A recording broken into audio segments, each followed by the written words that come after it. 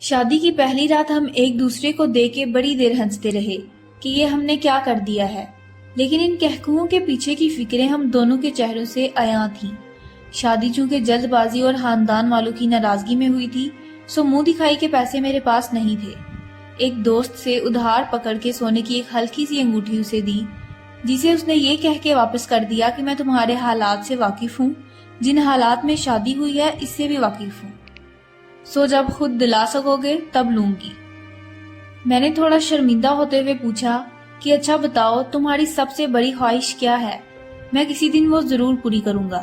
اس نے کچھ تامل کے بعد کہا کہ زندگی میں دو ہی خواہشات کے لیے خدا کے سامنے گر گرائی ہوں، ایک اپنا گھر ہو، چاہے بہت چھوٹا سا ہو لیکن اپنا ہو، اور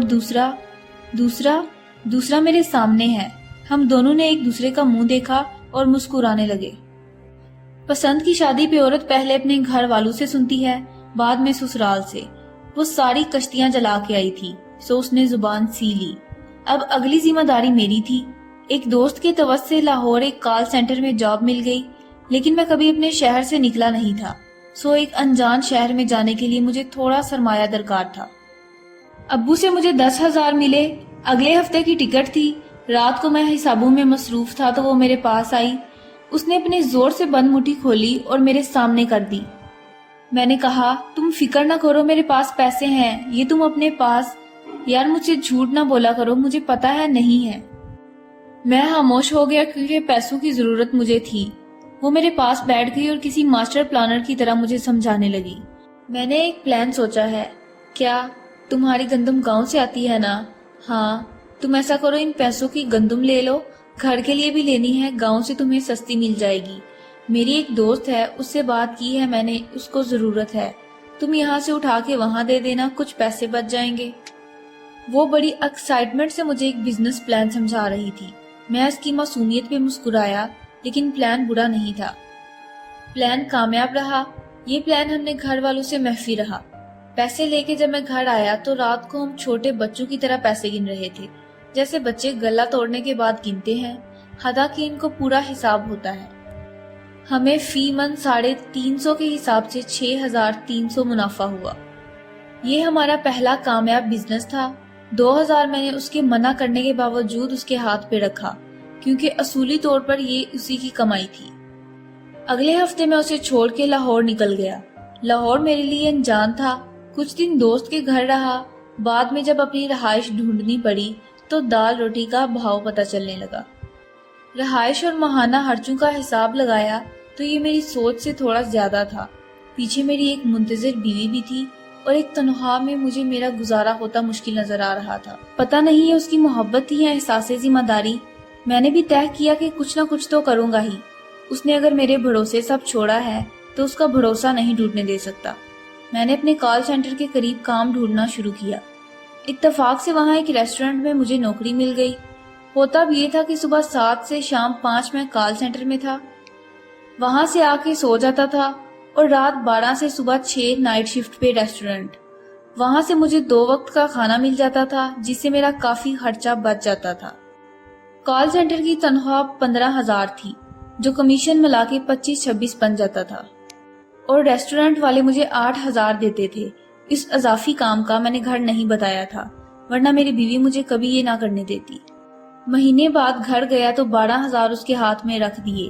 اس نے چمکتی آنکھوں کے ساتھ 3 دفعہ گنتی کی، پھر انہیں 2 دفعہ چوما اور نمناک آنکھوں کے ساتھ اپنے اٹیچی کیس میں اپنا حق سمجھ کے رکھ لیے۔ اس کی وہ خوشی میرے لیے کائنات کی سب سے محبوب شے تھی۔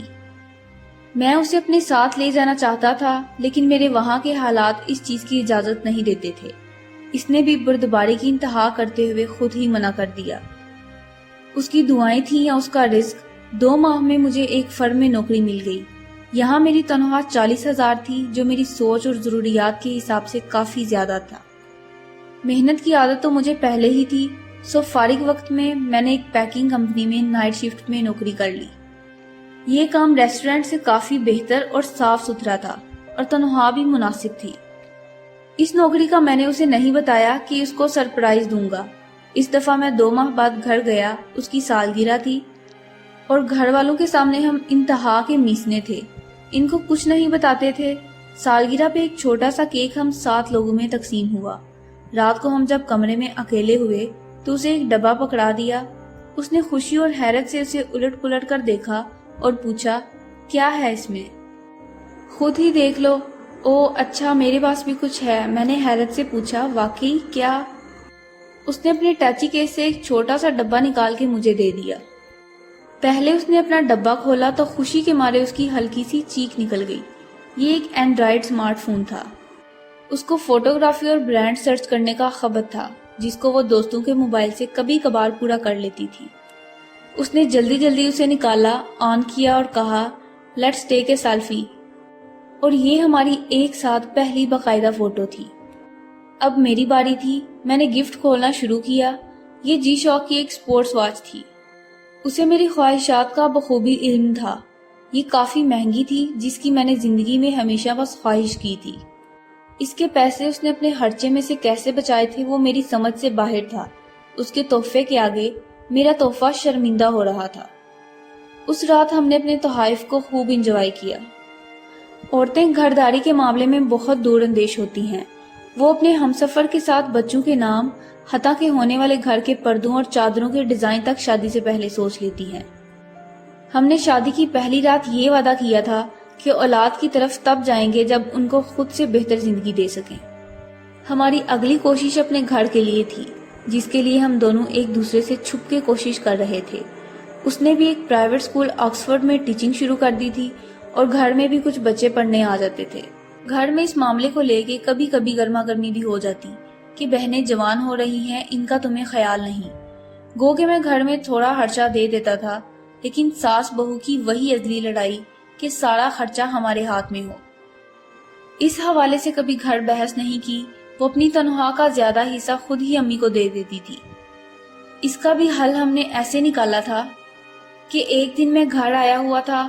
میں نے پلان کے مطابق جان بوجھ کے اس بات پہ خوب لڑائی کی کہ خرچہ گھر نہیں دے گی۔ وہ جوان ہے، نئی بیاہی ہے، سو اس کی اپنی بھی ضروریات ہیں۔ والدہ گرج برس کے چپ ہو گئیں۔ جب اس کی تنخواہ آئی تو اس نے خود ہی والدہ کو تھوڑے پیسے دے دیے کہ وہ تو کہتے رہتے ہیں۔ ماں زیر ہو گئی کہ کیسی فرما بردار بہو ہے، جبکہ یہ پلان بھی بہو کا تھا۔ 2 سال بعد آخر وہ دن آ گیا جس کے لیے اس نے ساری زندگی خواہش اور میں نے محنت کی تھی۔ یہ بھی اس کا برتھ ڈے سرپرائز تھا۔ شہر کے ایک پوش علاقے میں 4.5 مرلے کا ایک پلاٹ۔ اس کو جب میں نے بتایا کہ یہ تمہارا ہے تو زندگی میں پہلی دفعہ میرے سامنے وہ دہاڑے مار مار کے روئی، جیسے یہ سب آنسو اس نے اسی دن کے لیے بچا رکھے تھے۔ ہم کافی دیر خالی پلاٹ میں مٹی میں ایک دوسرے کا ہاتھ پکڑے بیٹھے رہے۔ وہ تھوڑی تھوڑی دیر بعد اپنی ایک انگلی زمین پہ گھسیٹتی اور کسی بچے کی طرح لکھ کے دہراتی، میری ملکیت۔ زندگی اب ٹریک پہ آ چکی تھی۔ جس دن مجھے اس کی پریگنینسی کا پتہ چلا، اس دن میں پاگلوں کی طرح خوش تھا۔ ہم نے گھر کا کام، بچوں کے کپڑے اور پتہ نہیں کیا کیا پلان کرنا شروع کر دیا۔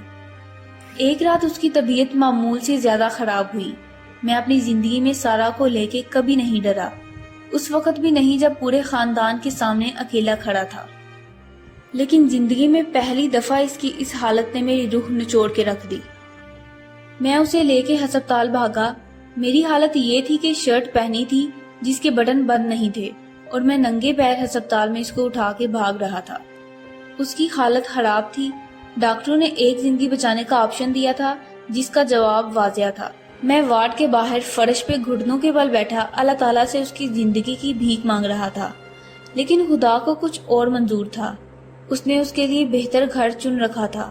وہ ایک بیٹی کا تحفہ دے کے مجھے دگا دے گئی۔ اس کا تحفہ ہمیشہ کی طرح میرے سارے تحائف پہ بھاری تھا۔ میں نے اسی کے نام پر ہماری بیٹی کا نام رکھا۔ آج بھی میں اپنی بیٹی کو جب اس پوش علاقے میں ایک خوبصورت پلاٹ کے پاس اس کی ماں سے ملوانے لے جاتا ہوں تو وہ مجھ سے اکثر پوچھتی ہے کہ بابا، ماما یہاں سب سے الگ کیوں رہتی ہیں؟ میں اسے ہمیشہ ٹال دیتا ہوں۔ میں اسے کس طرح بتاؤں کہ یہ اسی کا گھر ہے، یہ اس کی ملکیت ہے جس پہ اس کے علاوہ کسی کا حق نہیں۔ بندہ پیدائش سے لے کر موت تک عورت کی آغوش میں رہتا ہے، تو پھر عورت پاؤں کی جوتی کیوں ہے؟ اس کا گھر شوہر کا گھر ہی ہے، کیونکہ اس نے اپنے ارمانوں کا صحرا آپ کے سر پر باندھا ہے۔ عورت تیری پسلی سے نکلی ہے، سیدھی کریں گے تو